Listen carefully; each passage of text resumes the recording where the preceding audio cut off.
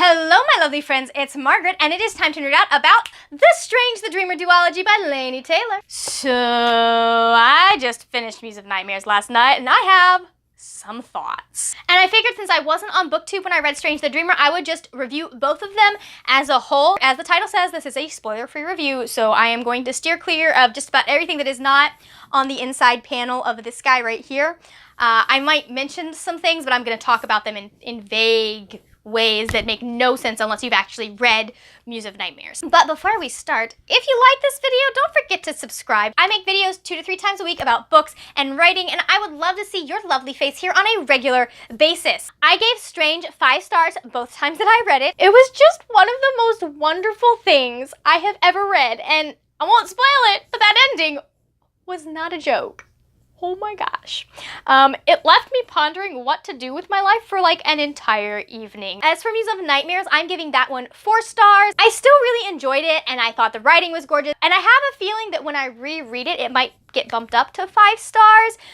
But most of my 5-star books are based on kind of a gut reaction, and I didn't feel that this time around. Strange the Dreamer is about the titular Laszlo Strange. He is a junior librarian who is obsessed with the city of Weep. He knows it used to have a different name, but that name has been wiped from everyone's mind, and now they only know it as Weep. When a delegation shows up claiming to be from Weep, Laszlo discovers that this mythical city is as real as he has always believed it was. And so Laszlo embarks on a journey across a desert and through mountains that they say are created from the bones of giants, all the way to the city that he has dreamed of his whole life. But a shadow hovers over the city, disrupting the lives of the people there, and it's up to Laszlo and his friends to see if they can't free Weep from its dark past. I absolutely loved this series. Laini Taylor's writing is so beautiful and descriptive. She delivers a rich world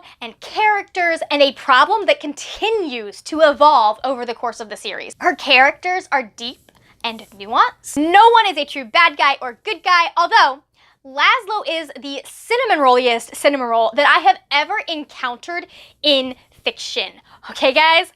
He's so pure. He was just wonderful as a protagonist, and his knowledge and patience make him the perfect bridge between the two halves of the story. That isn't to say that our other main POV character, Sarai, doesn't have a huge role in the story. She really comes into her own in certain points and is a driving force behind several key plot points. All of the characters really are granted a level of understanding, of knowing that their paths could be different, even the villains. She explores them like they are a treasure map, and while you may not like them, you do sympathize with them somewhat. We end book 1 with what seems to be a very straightforward problem, and then book 2 starts.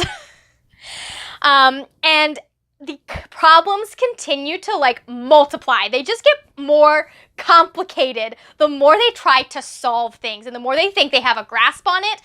And then they find out that no, they don't. They have no grasp on it whatsoever. Things that are like just kind of interesting at the beginning end up being major plot points later on. People you thought served one role end up turning things completely around. I'm not saying that it wasn't predictable in places, but it was predictable in a way that you came up with several predictions at once, and then you had to keep reading to see which one you were right about. In the first book, the world building was amazing.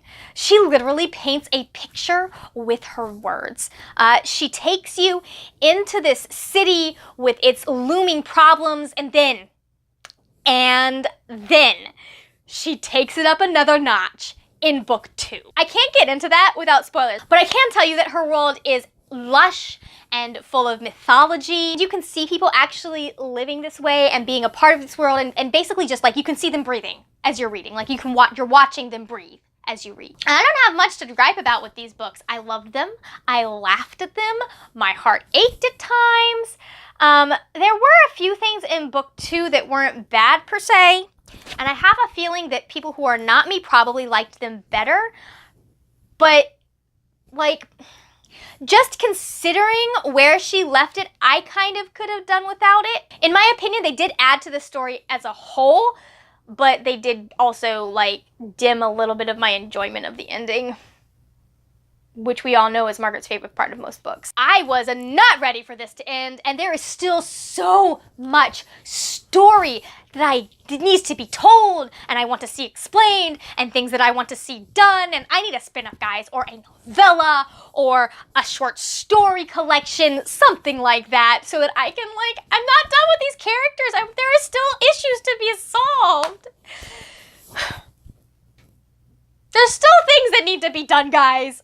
I want to see more of this. I want to see where they're going with this. I just, like, it's like this perfect open ending where everything's wrapped up that you have been reading about, but at the same time, she's opened all of these doors to more if she wanted to. She could do more in this world. So much more. Like, the story is complete as it is, but there's just stuff that you could pull at and make a new story with. That is the end of my spoiler-free review of Strange the Dreamer and Muse of Nightmares by Laini Taylor. It was a wonderful series about love and loss and generational trauma, and I highly recommend it if you like fantasy with gods and monsters and a little bit of forbidden romance. I love me some forbidden romance. I did vlog this experience, so if it is up, which it should be, I will go ahead and link it up here. Before you go, question of the day. Drop down in the comments and let me know if you've read Muse of Nightmares. I need people to talk about this book with. Although, if you are going to put spoilers, make sure that you figure out a way so that not everybody who is reading the comments is spoiled.